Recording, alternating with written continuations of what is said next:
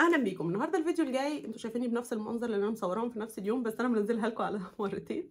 فلو انتوا ما شفتوش الجزء الاول روحوا شوفوه، هسيب لكم اللينك هنا. وتعالوا بعد كده شوفوا الجزء التاني، لانه ده الجزء التاني من الجزء الاولاني اللي موجود على القناه اوريدي. فمن غير كلام كتير يلا نبدا الجزء التاني من مشترياتي من مصر حبيبتي، بلدي حبيبتي، ام الدنيا. يلا بينا.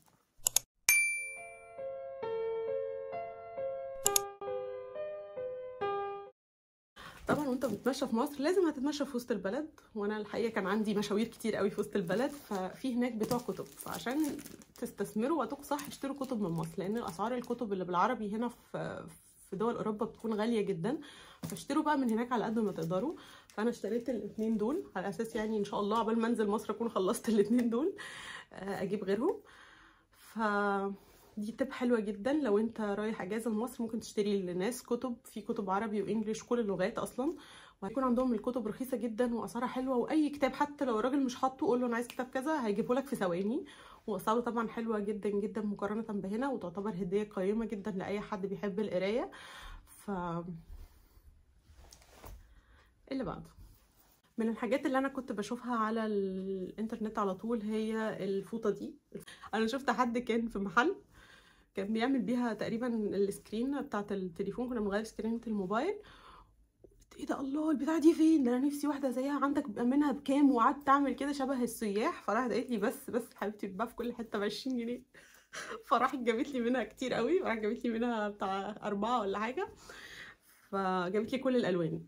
فدي مايكرو فايبر تحفه في تنظيف مثلا شاشات، في تنظيف العفش، في تنظيف اي حاجه، ممتازه، بتتباع في مصر في كل مكان. اللي بعده مصر مشهوره بالقطن بتاعها، فانتوا نازلين مصر هتبقوا عايزين تجيبوا غيارات، هتبقوا عايزين تجيبوا مفروشات. فانا علشان مش هعرف اجيب مفروشات حاجات كبيره عشان الوزن والكلام ده، جبت ملايه واحده هحط لكم صورتها، وجبت اكياس مخدات كتير بقى كتير، لان هنا اكياس المخدات ما بتبقاش منقوشه، فانا عندي حرمان من اكياس المخدات المنقوشه. فجبت اشكال كتير منقوشه، كل اتنين كده شبه بعض. هديكوا بس كده هنت عن الاشكال اللي انا جبتها، بس انا جبت اتنينات كتيره قوي، لانه انا بجيب الساده هنا من ايكيا وبتكون غاليه جدا. هناك الاتنين مع بعض كانوا ب100، هنا الواحده في ايكيا معرفش بتوصل تقريبا 10 يورو، يعني حوالي 400 500 جنيه.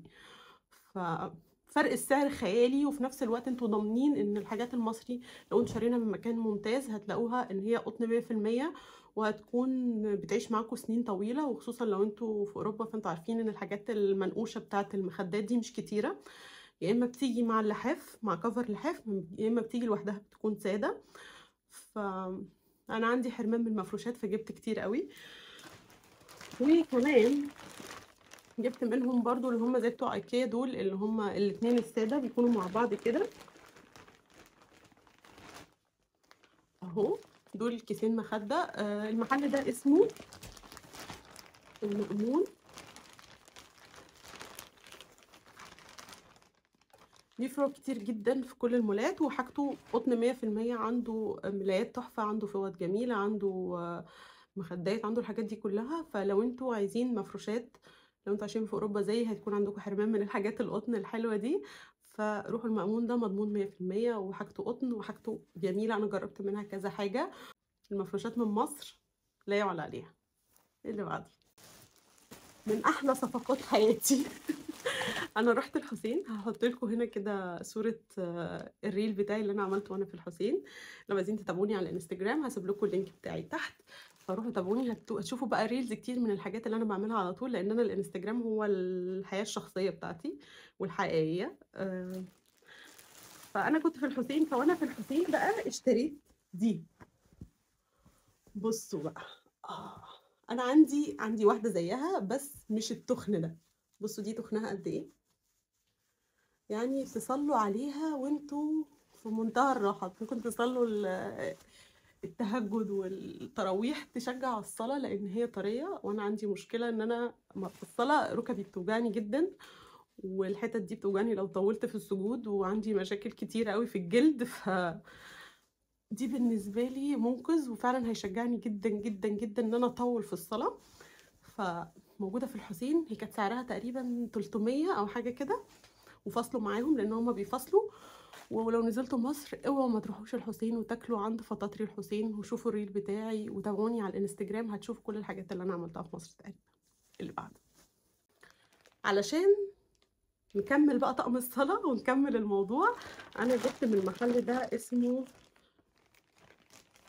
لوفوال، ليهم صفحة على الانستجرام وليهم برانشز في كل المولات بتاعة مصر. جبت انزال صلاة تحفة تحفة من الاخر. بصوا هو بيجي كده في شنطة، وده طبعا شكله انا حرقته، بس هو بيجي في شنطة كده علشان لو انتي مثلا مسافرة او خارجة او حاجة عايزة تاخدي معاكي اسدال الصلاة، يكون حاجة يعني سهل ان هي ممكن تتحط في العربية او حاجة. ومشته طبعا ستان على حرير، حاجة يعني بجد هاي كواليتي. هو كان ب 500 جنيه تقريبا، بس 400 500 حاجه زي كده. بس الكواليتي بتاعته يا جماعه والله يعني انا مش عارفه اقيسه لكم ازاي او اوريه لكم ازاي، بس ممكن ابقى البسه لكم في مره يعني. بصوا بصوا بصوا بصوا الكواليتي، بصوا القماشه،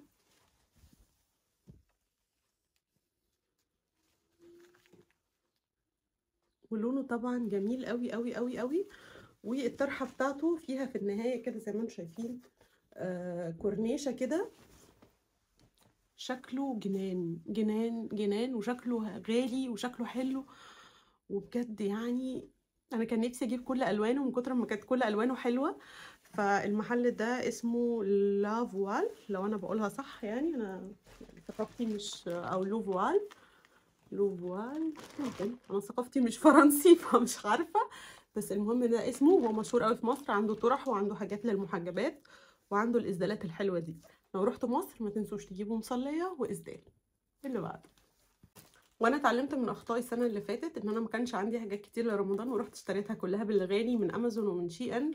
فمصر كان اعلنون حاجات عروض كتير قوي على رمضان، لانه كان رمضان خلص وكانت حاجات بتاعت رمضان رخيصه جدا جدا.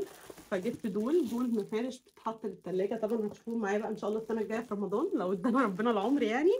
دي مفارش بيكون فيها تقريبا كم قطعه، 4 قطع، بتتحط على ارفف التلاجة مكتوب عليهم رمضان كريم. معرفش كانوا ب50 جنيه حاجه كده.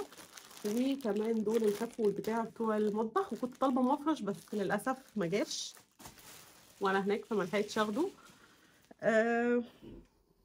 يا اشتروا حاجات رمضان من مصر، لان هي بيكون ليها طعم تاني. حتى لو مش في رمضان وانتوا رحتوا في الصيف او حاجه زي كده، برضو هاتوا حاجات لرمضان تبقى عندكم، اول ما يجي رمضان تحسوا ان انتوا لقيتوها. اللي بعد كده بصوا، انا عايزه اقول لكم على حاجه، يعني حاجه معلومه عني، انا ما بحبش الحاجات اللي هي الفيك قوي. يعني تقليد شانيل وال في وجوتشي والحاجات دي، يعني انا ما بحسش يعني ان انا انترستد قوي ان انا اشتري الكوبي او التقليد بتاعها. ولكن المره دي اشتريت دول من مصر لاني كنت عايزاهم بصراحه. انا كنت عايزه محفظه، وكانت احلى الاشكال اللي عنده اللي هي الحاجات التقليد دي. انا جبتها من روكسي، كانت في الحاجات الناس اللي هي بتبقى واقفه في عند شارع الاهرام، فجبت دي. وانا مش قصدي ان انا اجيبها عشان هي شبه جوتشي، لا يعني، او هي يعني تقليد جوتشي انا خالص. انا كنت عايزه محافظ، وهناك كانت المحافظ عنده سعرها رخيص قوي، يعني الواحده كانت معرفش، اعتقد دي 80 ودي 60 حاجه كده يعني. اسعارها طبعا رخيصه جدا جدا مقارنه بهنا. وجبت واحده صغيره وواحده كبيره، دي شكلها من جوه بصراحه شكلهم حلو. والحاجات اصلا اللي هي الكوبي او التقليد بتاعه الماركات دي هنا بتبقى على الانستجرام في الصفحات البنات اللي بتبيعها، بتبقى غاليه قوي وباليورو، مثلا تلاقوا دي مثلا ب20 يورو ولا حاجه. فرصه كويسه قوي لو انت بتحبي حاجات التقليد دي. هتلاقي هناك في مصر شنط محافظ وحزمه وساعات، كل الحاجات دي موجوده في روكسي وسط البلد وفي الاماكن دي. وبصراحه الكواليتي بتاعتهم بتبقى شكلها حلو وكويسه. و لو انت بتحبي الحاجات الكوبي موجوده كتير قوي. بصوا انا مش عارفه اذا كان عيب ان انا اطلع الحاجات بتاعه الاكل والشرب على القناه، بس انا هديكم كده هنت سريع عشان لو حد نازل مصر. بس انا قصدي من كل الكلام ده ان انا افكركم بالحاجات اللي احنا بنشتاق لها واحنا هنا، وبيبقى نفسنا فيها قوي من مصر، وبنبقى يعني مش طايلينها. فافكركم بالحاجات اللي ممكن تجيبوها معاكم، مش اكتر من كده يعني. انا مش بحب احط اكل ابدا، بس خلونا بقى نشوف كده. اول حاجه واهم حاجه لازم تجيبوها من مصر هي الفيجيتار. الفيجيتار يا جماعه بكل انواعه. انا جبت كريسبي وجبت عادي وجبت حار وجبت كل الفيجيتار اللي في الكوكب. انا كان عندي كده يعني هاند باج مليانه فيجيتار. واي حد بينزل مصر سواء من الدول العربيه او من الدول الاوروبيه او امريكا او اي حاجه بيحب الفيجيتار بتاع مصر. هنا في انواع كتير وفي ماركات كتير، ومهما جربت بيطلع الفيجيتار هو احلى حاجه موجوده بتعملي بيها مثلا البانيه او الفراخ او اي حاجه زي كده او البفتيك او الكلام ده كله. الفيجيتار في مصر لو انت مش مصريه وما جربتيهوش فهو لا يعلى عليه، ولو انت جربتيه مصريه انت عارفه انت قد ايه بتشتاقي له، فما تنسوش الفيجيتار. اللي بعد خلطه البشاميل دي برضو من الحاجات اللي انا بالنسبه لي هنا منقذه، لان انا بشتغل مبقاش عندي وقت ان انا اقعد اطبخ واعمل مكرونه بشاميل من الاي تو زي، فانا بستخدم دايما الصوصات اللي هي الوايت صوص والكلام الجاهز اللي هنا، بس ما بيديش طعم البشاميل، بيدي طعم الباستا وايت صوص اكتر. فدي الطعم الاصلي بقى بتاع البشاميل هتلاقوه عندنا في مصر موجود في اكياس رخيصه، تجيبوا منها كتير، هتسعفكم جدا. ان يتحط عليها لبن بس خلاص كده بقت، او حليب يعني بس كده بقت بشاميل، فمنجزه جدا وجبت منها كتير كتير قوي. الخلطات دي بتاعت سواء ماجي او ماركه تانية اسمها شيف، انا جبتهم كلهم من كارفور. كل الخلطات وكلها بصراحه بتطلع حلوه. انا جربت مثلا بتاعت الكفته كانت ممتازه، جربت بتاعت الشيش طاووق كانت حلوه، في دي بتاعت الحواوشي، الكبسه بهارات الكبسه مش عارفه ايه، حواوشي تاني. بصوا انا جبت كتير بقى، برجر تاني خلطه للسمك. المهم ان الخلطات دي بتكون منجزه جدا وبتكون تديكوا طعم الحاجات اللي احنا متعودين عليها، لانه طعم البهارات هنا غير طعم البهارات هناك، خلطات البهارات هنا غير خلطات البهارات هناك، فدي بتكون تحفه جدا جدا جدا. انتوا تجيبوا منها ستوك، ما بتاخدش مساحه في الشنطه وبتفيدكم كتير قوي قوي. انا جايبه منها كتير فانا مش هطلع طبعا كل الانواع واوريها لكم، بس حبيت افكركم بالفيجيتار وبالخلطات. بصوا قد ايه شنطه مليانه مليانه، ده كنز، ده كنز ده يا جماعه. اللي بعد، لو انت بره مصر فانت اكيد حاسس باللي انا هقوله لك دلوقتي، وانت مفتقد باية الشاي في البلكونه بعد الغدا والشمس بتغرب وفيها عود نعناع. مهما جربت شاي، مهما جبت انواع غاليه، مهما عملت ايه، هو ده حبيب قلبي، حبيب قلبي، شاي العروسه. انا بحبه جدا جدا ومفيش حاجه بتعدل دماغي غيره. انا كنت بروح اجيبه من هنا في محل كده بيجيبه متهرب. بصوا كنت بعمل قصه كبيره عشان اجيب علبه، واي حد بيسافر مصر بقول له عايز، بيقول لي عايزه ايه، بقول له عايزه شاي. فشاي العروسه ده بالنسبه لي اهم من اي حاجه في الحياه، بجيب منه كتير قوي. واي حد الماني بيشرب منه عندي بيتحايل عليا ان هو ياخد حبه، تحس ان هو في حاجه كده يعني مش طبيعيه. اديت لواحده صاحبتي كان عندي علبه، فاديتها برطمان صغير، مش اديها العلبه كلها، فاديتها حبه كده، واحده معايا في الشغل يعني. عايزه اقول لكم ان هي قعدت تشكرني اسبوع، راحت جابت لي عشان ترد لي يعني الحركه اللي انا عملتها معاها، جابت لي باكت من ريتشوالز، اعتقد ان هي مثلا ممكن تكون ب 50-60 يورو، اللي هي منتهى يعني الفرحه ان انا اديت لها حبه شاي العروسه. فانتوا يعني مش متخيلين. واحده صاحبتي تانية برضو فلسطينيه اعتقد او سوريه برضو حبيته، شربته عندي، طلبت مني وانا جايه ان انا اجيب لها معايا وجبت لها. فشاي العروسه ده مفيش زيه بجد، مفيش زيه. جبت منه كمان بقى فتل عشان لو انا مسافره، لو انا رايحه الشغل اخد منه فتلتين معايا. بعد كده بقى جبت ليبتون. انا ما بصراحه ليبتون يعني ما بحبوش قوي، مش اللي بيعدل دماغي يعني، بس كان فيه باللي هو الحبهان، كان فيه اطعمه طالعه يعني ينسون، ده مكتوب عليه ان هو شاي بدون مراره. فانا جبت كل انواع الشاي اللي ممكن تتخيلوها من السوبر ماركت. ده شاي فتله بس بيديكوا شكل تقيل، فانا رحت سعودي، دخلت على قسم الشاي، لميت كل الانواع وحطيتها في شنطه كبيره وجيت.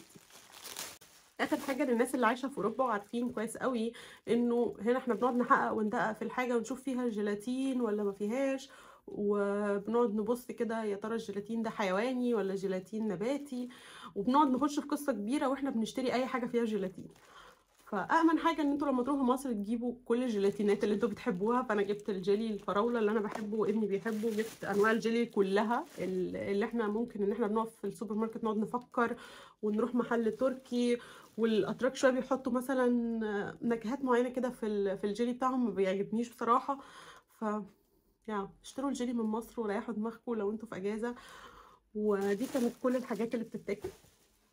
في حاجات تانية بقى يعني مش هينفع اقولها في الفيديو، بتتاكل برضو، بس مش عايزه اطلع مفجوعه. بس انا كان نفسي اجيب مصر كلها معايا في الشنطه. الاجازه دي بتكون من احلى الحاجات اللي بتحصل في السنه كلها بالنسبه لي. ولو حصلت كل سنه، لو ما حصلتش كل سنه، بيبقى يعني عذاب نفسي بصراحه. الغربة ليها مميزات وليها عيوب، بس من أكبر عيوبها إن انتوا بتشتاقوا لكل حاجة في بلدكم. فلما تروحوا بلدكم حاولوا تاخدوا كده زهرة من كل حاجة بتشتاقوا لها علشان تصبركم لحد الأجازة الجاية. وربنا يصبرني لحد الأجازة الجاية. ولو انتوا رايحين مصر لأول مرة، أو لو انتوا مش مصريين وهتنزلوا مصر، مصر جميلة جدا جدا جدا. فيها كل حاجة، فيها كل الحاجات اللي بتبسط وبتريح وبتفرح. نقوا الوقت الكويس اللي تنزلوا فيه مصر، الجو الكويس، وصدقوني اجازتكم هتكون ممتعة وجميلة. ويا رب الفيديو النهارده يكون اداكم شوية افكار عن هدايا وحاجات تشتروها من مصر. وبحبك يا مصر قوي قوي قوي. اشوفكم الفيديو الجاي. باي باي.